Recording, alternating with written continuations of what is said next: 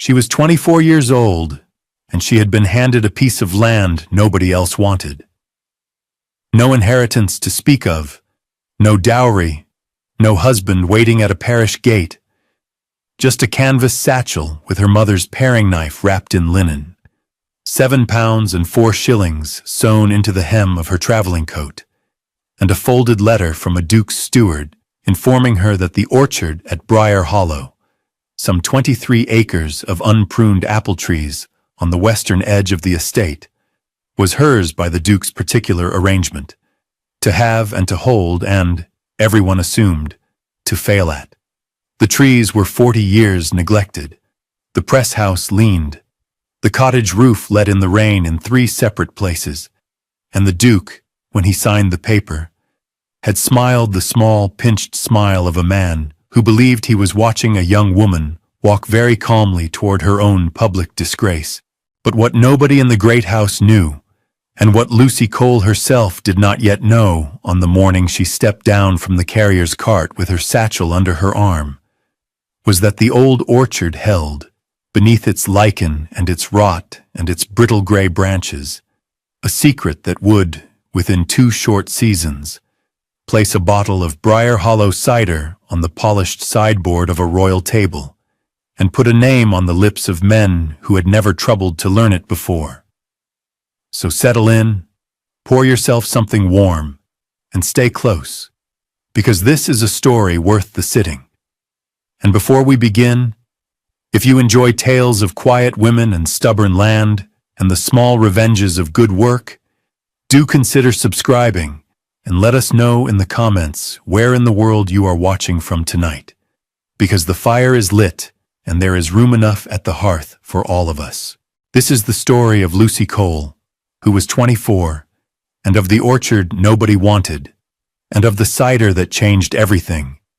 And it begins, as most such stories do, not with the gift, but with the losses that made a young woman ready to receive one. It begins in a kitchen in the village of Netherford, some 11 miles north of Briar Hollow, across the low chalk downs, where Lucy had spent the first 16 years of her life as the only daughter of a carter and a laundress, and where the smell of yeast and green apples had followed her into every dream she could remember. It begins with a mother buried in 1858 and a father broken by the same fever 3 winters later, and with the woman who took the orphaned girl in when the parish would have sent her to the workhouse, a small, straight-backed widow of 62 named Mrs.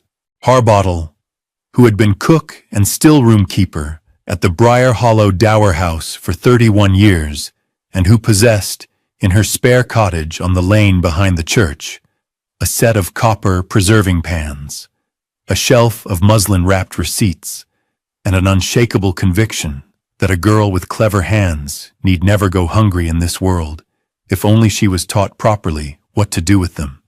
It was Mrs. Harbottle who set the paring knife into Lucy's palm at the age of 11, and Mrs. Harbottle who, over the 8 years that followed, would teach her nearly everything a country woman could need to know about the turning of fruit into something that outlasted the season it came from. The knife itself was a plain thing, 6 inches of Sheffield steel with a scarred boxwood handle darkened by 40 years of use, and it had belonged first to Lucy's mother, who had used it for peeling potatoes and paring the wax from cheese rinds, and then, after her death, to Mrs. Harbottle, who had kept it clean and oiled in a drawer until the girl was old enough to be trusted with an edge. Mrs. Harbottle had returned it to Lucy on her 14th birthday, wrapped in the same square of unbleached linen it now traveled in, and she had said only, "Your mother's hand was on this, and now yours is. And mind you keep it sharp, because a dull knife is a coward's tool." Lucy had never forgotten the sentence, and she had never in the 10 years since let the blade go blunt. Under Mrs. Harbottle's teaching, she had learned to bottle plums in brandy and to set damson cheese in earthenware crocks, to render lard and to salt beans, to judge the readiness of jam by the way it slid from a wooden spoon, and, most particularly, because the dower house sat within sight of the Briar Hollow orchards, and because Mrs. Harbottle had in her youth been a still-room maid at a Somerset cider farm, to press apples and to ferment their juice into something clean and dry and honest. By the time Lucy was 19, she could taste a windfall Bramley and tell you within a week when it had come down, and she could name a foxwhelp from a Kingston black by the shape of the calyx alone, and she could rack a cask off its lees without stirring the sediment by so much as a spoonful. What Mrs. Harbottle did not live long enough to teach her was how to answer a duke, because in the March before Lucy's 24th birthday, the old woman died quietly in her chair by the fire with a half-finished piece of mending in her lap, and the cottage, being tied to the dower house service, reverted at once to the estate, and Lucy Cole, for the second time in her life, found herself with a knife, a shawl, and nowhere in particular to go. The estate steward came to the cottage on the third morning after the burial, and he did not knock so much as scrape the door with his knuckle and open it in the same motion, as men who carry estate business are apt to do. He was a lean man of about 50, in a good black coat gone shiny at the elbows, and his name was Mr. Paget, and he had a folded paper in his hand and an expression that he had arranged carefully on the walk from the gatehouse. He said good morning to Lucy in the tone one uses at a sick room, and then he said that his Grace had considered the matter of the cottage, and that as she was aware the tenancy was tied to Mrs. Harbottle's service and did not descend, and that the estate would require the rooms cleared within the week for the incoming under-housekeeper. He said all of this looking at the mantel-shelf rather than at Lucy, and when he had finished, he laid the paper on the deal table and smoothed it once with the flat of his hand, as though the smoothing were part of the message. Lucy did not sit down, and she did not stand up any straighter than she already stood. She said, "I understand, Mr. Paget," and she said it in the same voice she used for the butcher and the coalman, and she asked him whether an inventory would be made, or whether she was to leave the copper pans and the crocks as they stood. He seemed relieved to be asked something practical. He said the copper was estate copper and would be counted, and the crocks she might take if she had a means of moving them, and the mending in the work-basket was her own. Then he coughed once into his fist, and said that his Grace had, in view of the long service of the late Mrs. Harbottle, considered a small provision for her charge. And here he unfolded the second sheet, and read it aloud in a level, clerkly voice. The provision was the orchard at Briar Hollow, some 23 acres of unpruned apple trees on the western edge of the estate, together with the cottage and press house presently standing thereon, granted freehold to Miss Lucy Cole, spinster, of the parish of Netherford, in full and final settlement of any claim, expectation, or acknowledgment whatsoever. He read the sentence again to be sure she had heard it, and he watched her face for the collapse he had been sent to witness. Lucy said, "Thank you, Mr. Paget. I will sign for it." She sat down then, once, to steady her hand, and she took up the estate pen he offered, and wrote her name in the round schoolroom letters Mrs. Harbottle had drilled into her at the kitchen table, and she blotted the ink with the corner of her apron because there was no sand. Mr. Paget folded the counterpart and put it back into his coat, and he said, not unkindly, that the carrier's cart went south on Fridays and would take her as far as the Briar Hollow lane for 6pence, and then he let himself out and shut the door behind him with the softness men use when they are glad to be gone. Lucy sat at the table for perhaps half a minute after he left. Then she stood up, and she washed the 2 cups that were on the drainer, and she began. She was practical about the packing, because there was not much to pack. She took Mrs. Harbottle's shelf of muslin-wrapped receipts down one by one, and tied them into a bundle with garden twine. She took the paring knife from the drawer where it lived at night, and wrapped it in its linen square, and laid it at the bottom of the canvas satchel. She took the good gray shawl from the peg and folded it flat.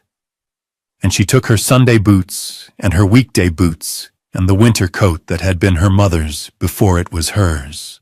She sewed the 7 pounds and 4 shillings that remained of Mrs. Harbottle's tin into the hem of the traveling coat with small, tight stitches, and she pricked her thumb once and sucked the blood off without breaking rhythm. The 3 earthenware crocks she gave to the vicar's wife, because there was no way to move them 11 miles by cart without cracking. And the vicar's wife took them with a look that meant more than she said. On the Thursday evening, Lucy walked up to the churchyard and stood for a while by the 2 graves that mattered to her.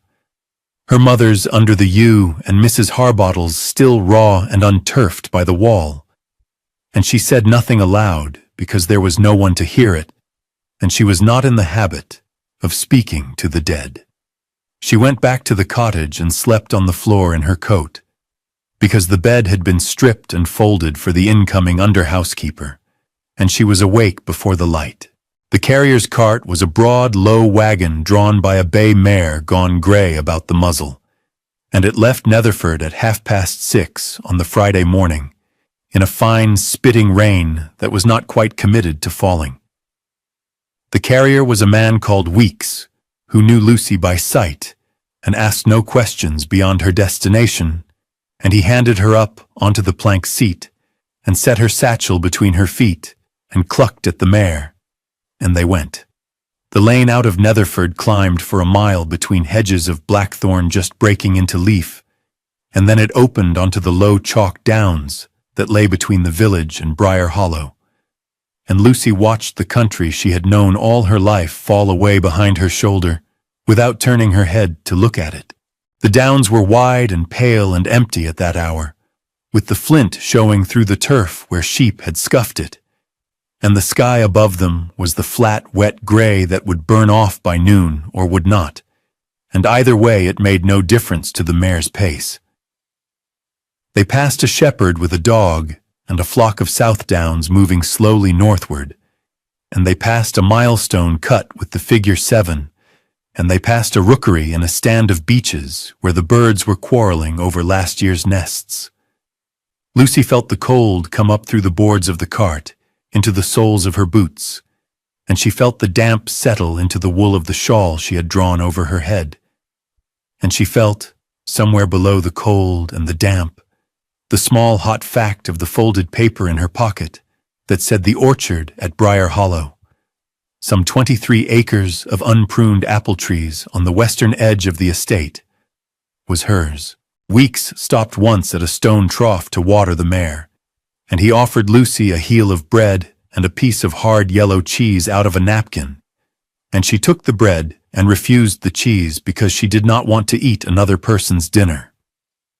He asked her, chewing, what she meant to do at Briar Hollow, and she said she meant to make cider, and he considered this for the length of a swallow, and said only that it was a fair thing to mean to do, and that the mare would be glad of the rest of the flat before the pull down into the hollow.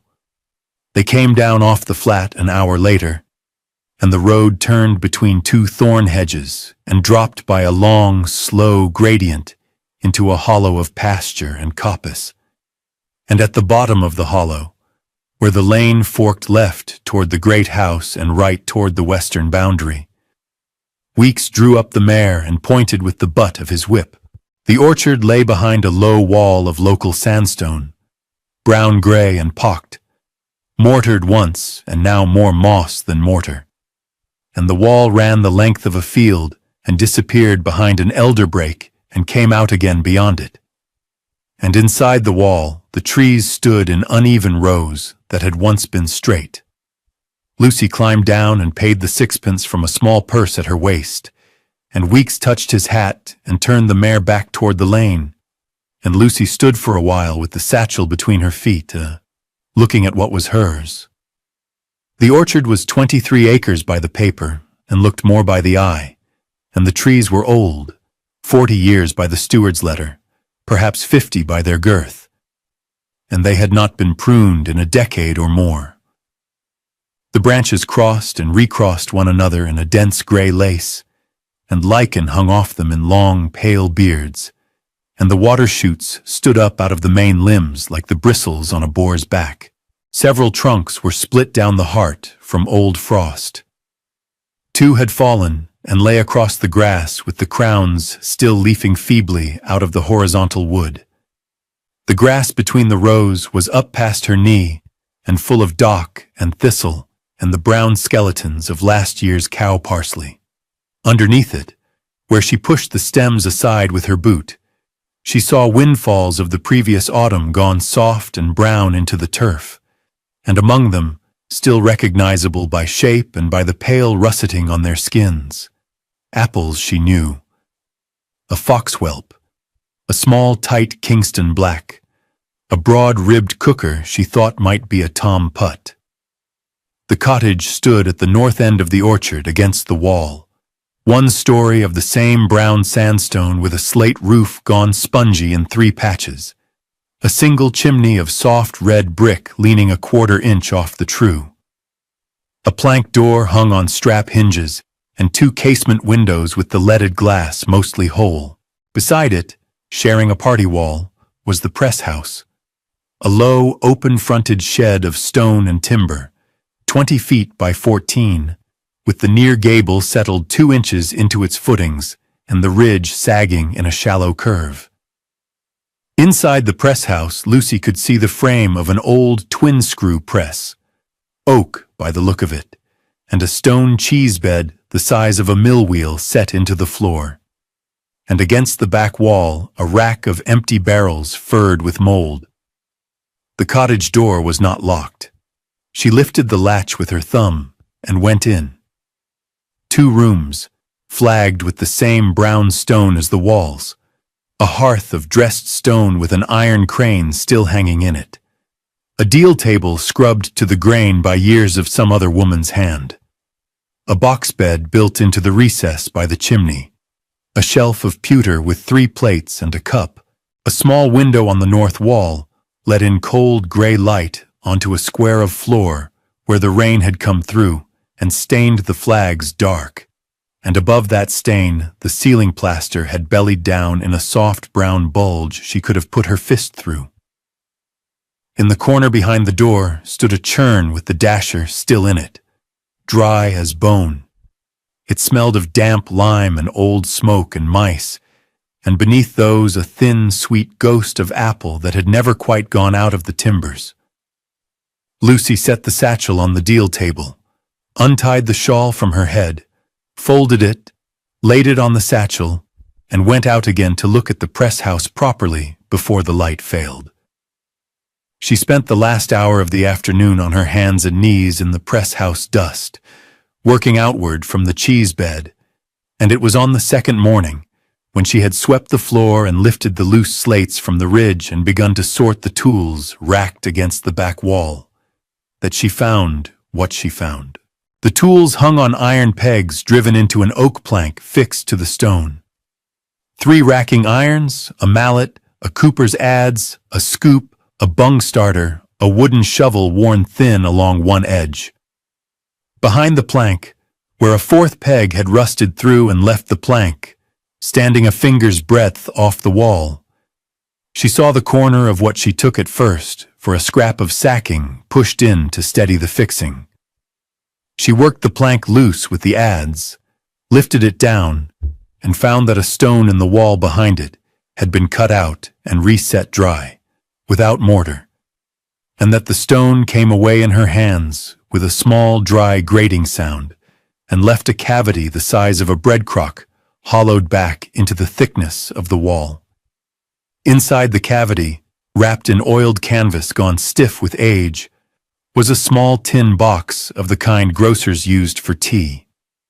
Beside the tin, tied with tarred twine, was a packet of papers folded in an oilskin. Beside the papers, in a nest of straw so old it broke to powder when she touched it, was a stoneware bottle sealed with wax, unlabeled, dark with the interior stain of what had once been cider. Lucy carried all 3 items to the cottage table, and laid them out in the gray morning light. She opened the tin first, because a tin was the simplest thing. Inside the tin, in 3 neat rolls tied with red thread, were sovereigns. She counted them on the deal table, laying them out in short, bright columns of 10, 42 sovereigns in all, and beneath the rolls, wrapped in a scrap of blue paper, 5 half-sovereigns and a small silver locket with no hair in it and no name engraved. She counted the money again to be sure, and it came to £44 and 10 shillings, and she sat down on the bench because her knees had gone loose. She opened the oilskin next. The papers inside were 3. A page of receipts written in a small, careful hand for the making and keeping of cider. A folded plan of the orchard drawn in brown ink with the varieties named tree by tree in a cursive she would come to know as well as her own. And a single sheet of writing paper folded twice, sealed once with a wafer of red wax, and addressed on its outer face in the same careful hand, to whoever finds this and means the place well. She opened the letter last, because a letter written to a stranger deserved a quieter moment than a tin of coin, and the wafer of red wax broke cleanly under her thumbnail. The paper had yellowed at the fold. The hand inside was the same small, careful hand she had already seen on the plan of the orchard. My name is unmarried, and I have kept this orchard and this press for 39 years. I came here a widow in the year 1817, with a good husband 3 months in the ground and no child living. And I stayed because the trees were kind to me when nothing else was. The £44 10 shillings in the tin is what I have put by against a bad year that never came, and I leave it now to whoever finds this and means the place well. Prune hard in February. Do not let the graziers turn cattle in among the young grafts. The fox whelp by the north wall wants a companion, or she will not set. There is good cider in these trees, if a patient hand will wait for it. The locket was my mother's, and holds no likeness because I had none to put in it, and I would rather it go to a stranger who is kind than to a cousin who is not. Keep the press oiled and the barrels sweet. God bless the hand that reads this. Lucy folded the letter along its old creases and set it under the tin. She sat for a long time with her palm flat on the deal table. Then she got up, because unmarried had told her plainly what to do, and February was already gone into March, and the pruning could not wait another week. She began with the trees. She sharpened the paring knife on a whetstone she found in a niche by the hearth, and she bought a pair of long-handled loppers and a curved pruning saw from the ironmonger in Briar Hollow village for 11 shillings and 3 pence. She worked the rows in the order unmarried had drawn them, tree by tree, taking out the dead wood first, then the crossing branches, then the water shoots, and stacking the prunings in long windrows along the wall to dry for kindling. She started at the north end, where the foxwhelp stood, and did not hurry.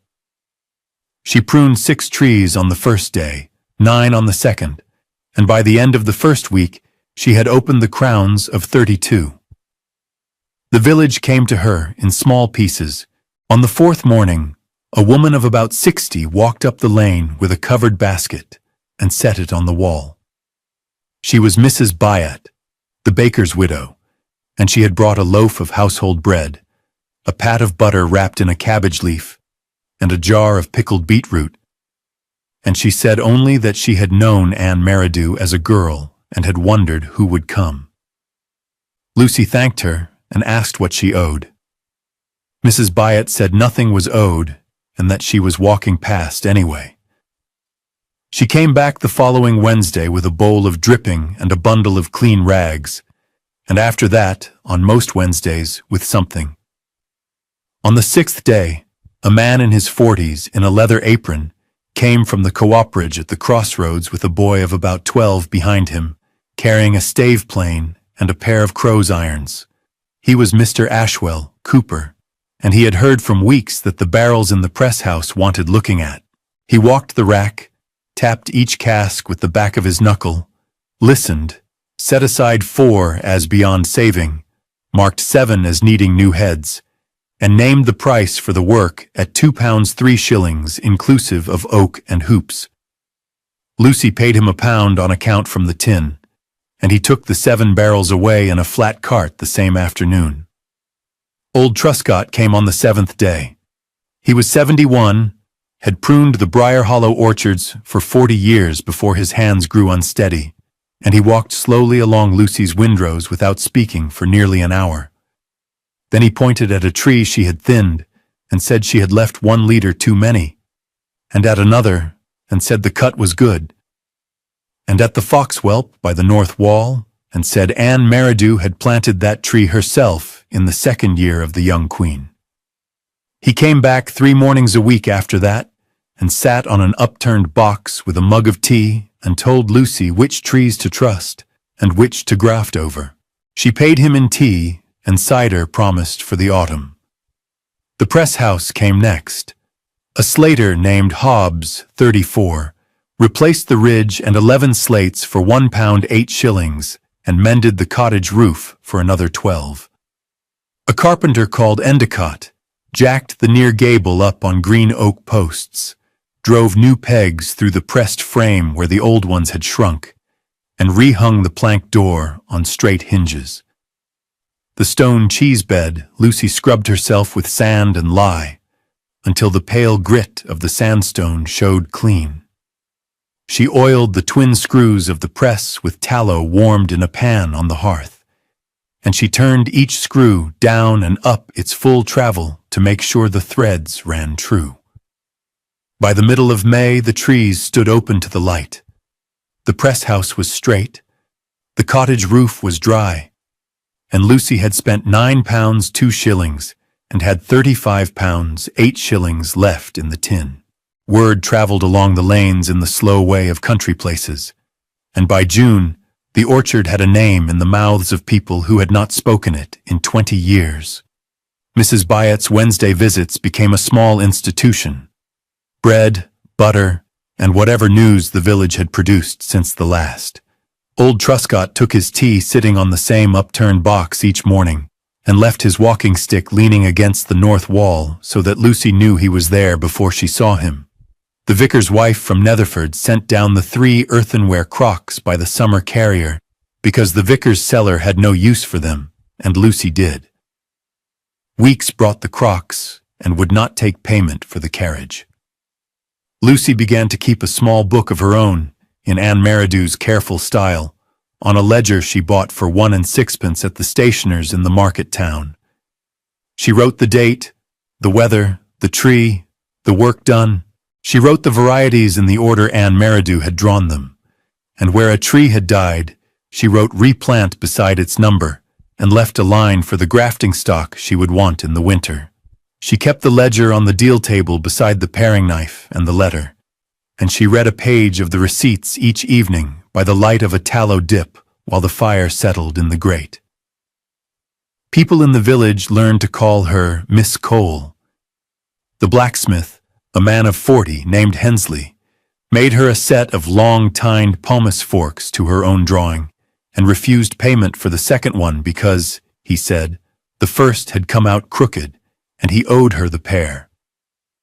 The girl who brought the milk from the home farm, aged 14 and called Bess, began stopping at the cottage door on her round and taking away a basin of windfalls in exchange. On Sundays, Lucy walked the mile to the parish church at Briar Hollow and sat in the free pew at the back, and after the second Sunday, the sexton, without being asked, brushed the dust off it before the service so that her skirt would not mark. Small things, all of them, and none of them named as kindness by anyone, and together they became the shape of her days. The first pressing came in the 3rd week of October, and the fruit came in heavier than Lucy had dared to write in the ledger. Old Truscott stood by the press-house door with his walking stick under his elbow and watched as the pomace forks turned the first cheese, and he said only that the smell was right. Lucy pressed the foxwhelp by the north wall separately, as Anne Meridew's plan had instructed, and blended it with a measure of Kingston Black and a smaller measure of the Tom Putt, because the receipts in the small, careful hand said that was where the balance sat. She racked the young cider off its lees into the 7 barrels Mr. Ashwell had new-headed, and she wrote the date, the weather, and the specific gravity in her ledger beside the tree numbers of the fruit that had gone into each cask. By Candlemas the barrels had cleared to a color like weak tea held up to a window, and the taste, when Lucy drew a glass with the racking iron, was dry, apple forward, and finished with a small, clean bitterness that stayed a moment on the tongue and then let go. A gentleman guest at the great house, a Mr. Lambert of the Board of Greencloth, tasted a bottle at the Michaelmas dinner the following year, having been served it by a footman who had bought a case privately from Lucy at the cottage door, and Mr. Lambert wrote to a purveyor in Piccadilly, and the purveyor wrote to Lucy, and by the spring of that year a dozen of Briar Hollow cider stood on a polished sideboard at Windsor and was poured at a small supper for the household of the Prince of Wales. The purveyor's second order was for 6 dozen, and the third for 12, and the label Lucy had drawn herself in brown ink, Briar Hollow Orchard, Miss L. Cole, keeper, began to appear in the windows of 2 houses in St. James's. The Duke came down to the orchard himself on a bright afternoon in May, on foot, with only his steward Mr. Paget a pace behind him. Lucy was on a short ladder among the foxwhelps, tying in a graft with wax cloth. She came down when she saw them, wiped her hands on her apron, and said good afternoon. The Duke said he had been informed that a cider from his western boundary was being served at court. Lucy said that was so. The Duke stood a long moment looking up into the opened crown of Anne Meridew's tree, and then he said the estate would be glad to purchase a regular supply for the great house cellars, if terms could be agreed. Lucy said terms could be agreed. She named a price. The Duke did not haggle. Mr. Paget wrote it down in a small book, and they walked back up the lane. That evening, Lucy sat at the deal table by the light of a tallow dip and laid 3 things in a row on the scrubbed wood. Her mother's paring knife in its linen square, Anne Meridew's silver locket on its thin worn chain, and Anne Meridew's letter folded along its old creases. 2 women she had never met in the same life, one who had put a knife into a child's hand, and one who had put a tin of sovereigns into a stranger's wall, and both of them had believed that a girl with a clever hand and a patient temper would find her way to something worth keeping. Lucy Cole was 25 now, and she had been handed 23 acres of unpruned trees to shame her, and she had pruned them and pressed them and put the cider into bottles that stood on a sideboard in a room she would never enter.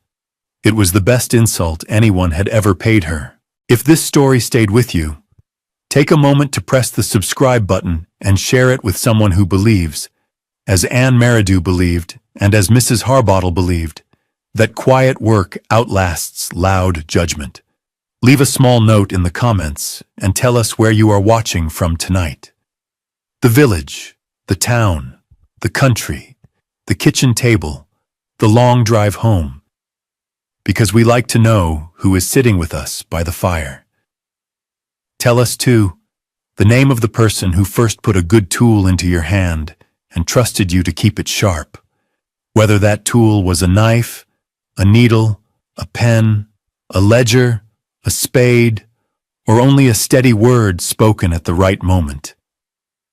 Those are the people we carry forward without noticing, and it is worth naming them aloud when we can. And before you go, sit with this question a little while, the way Lucy sat with hers at the deal table by the tallow dip. What is the neglected thing in your own life? The overgrown corner, the shut-up room, the letter unopened, the skill half remembered, the piece of ground someone handed you as a burden. that might, with patient hands and a season or two of quiet labor, turn into the thing that finally makes your name known to yourself. Nobody is coming down the lane with a folded paper to grant it to you outright. Nobody handed it to Lucy either, in any way that was meant kindly. The gift was disguised as a shaming, and the shaming turned, in her hands, into a freehold, a livelihood, a name spoken with respect in rooms she had never entered, and a fire in a hearth that was her own. The trees had been waiting 40 years for someone to see them. The tin had been waiting in the wall for 39. The knife had been waiting in a drawer for 3. What is waiting for you, and how long has it been waiting? And what would it take this week to walk out to it and begin? Stay close to us here, and we will tell you another story soon, of another quiet woman and another unwanted place, and another patient turning of the wheel from loss into home.